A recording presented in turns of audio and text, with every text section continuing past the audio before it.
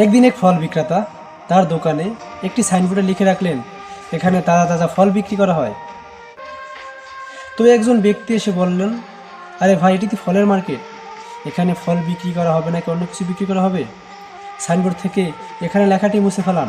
দোকানদার লোকটির কথা শুনে সাইনবোর্ড থেকে এখানে লেখাটি মুছে ফেললেন।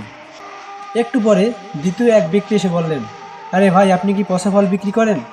তাহলে এখানে লেখছেন কেন যেখানে তাজা ফল বিক্রি করা হয়? সাইনবোর্ড থেকে তাজা ফলটি কেটে দিন। দোকানদার লোকটির কথা শুনে তাজা লেখাটি কেটে দিলেন।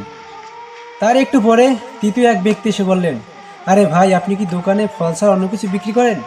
তাহলে ফল লেখাটি দরকার কিসের? দ্রুত ফল লেখাটি মুছে ফেলেন। দোকানদার লোকটির কথা শুনে ফল লেখাটি মুছে ফেলল। তারপরে চতুর্থ এক ব্যক্তি এসে বললেন, আরে ভাই, আপনি তো দোকানদার, দোকানে কিছু না কিছু তো বিক্রি করবেনই, এখানে বিক্রি লেখাটি দরকার কিসের? আপনি বিক্রি লেখাটি মুছে ফেলেন। দোকানদার চতুর্থ ব্যক্তির কথা শুনে বিক্রি লেখাটিও মুছে ফেলল। এরপরে পঞ্চম এক ব্যক্তি এসে বলল, আরে ভাই, আপনার দিয়ে কত সুন্দর একটি ফলের দোকান, এখানে তাজা তাজা ফল, একটি সাইনবোর্ড আছে, এখানে আপনি সাইনবোর্ডে কিছু লিখতে পারেন, তাহলে তো আপনার বেচা বিক্রি বেশি হয়। আমরা এই গল্প থেকে কী শিখতে পারলাম? যে সব সময় অন্যের পরামর্শ নিয়ে চললে আমাদের জীবনের কোনো নিজস্বতা বলতে কিছুই থাকে না। ধন্যবাদ সবাইকে।